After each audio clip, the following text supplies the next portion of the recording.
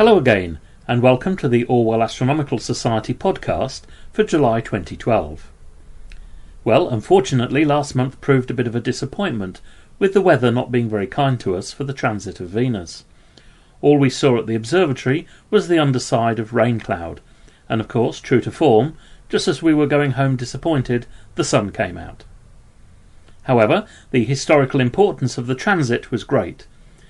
Accurate timing of the passage of the planet across the sun's disk enabled astronomers to quite accurately work out the distance from the sun to the Earth, and from this they could work out the distances of all the planets from the sun, and even the distance to the nearest stars and beyond.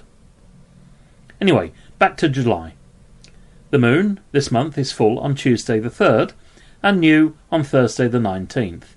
So as always, the best time to look at the moon is when it's a crescent around the 11th to the 25th of the month.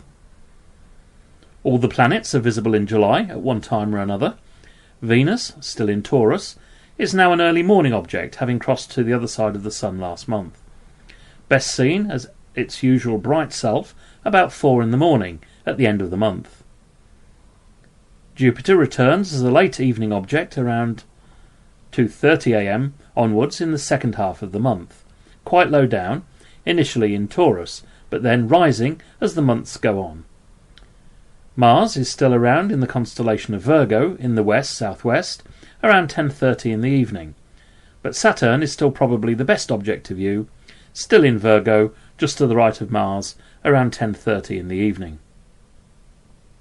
Mercury is visible just after sunset at the beginning of the month, about 25 degrees north from where the sun has just set, and about 5 degrees above the horizon.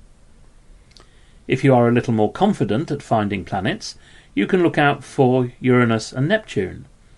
These are best seen this month at about 3 a.m. in the morning in the southeast and south respectively.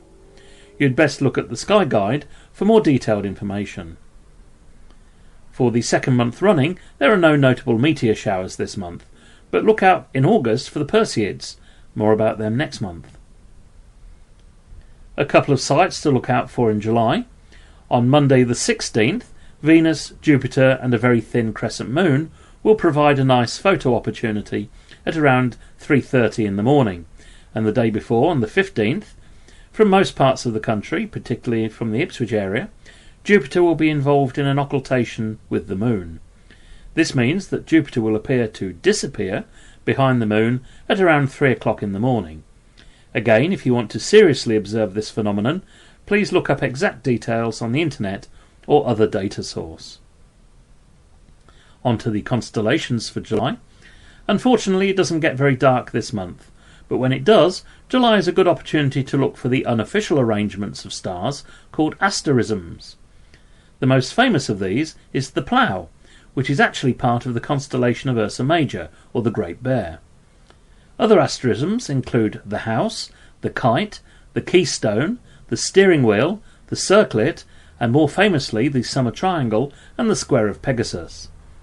Have a look in a star atlas, either online or in a book or magazine, to identify these asterisms and try to find them in the sky yourself. I hope that this podcast has given you some ideas of what to look out for this month.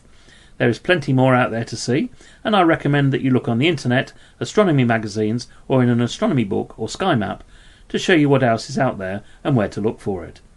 Another useful tool, as I mentioned last month, is a planisphere, which you can use to find out exactly what is overhead at any time and date of the year.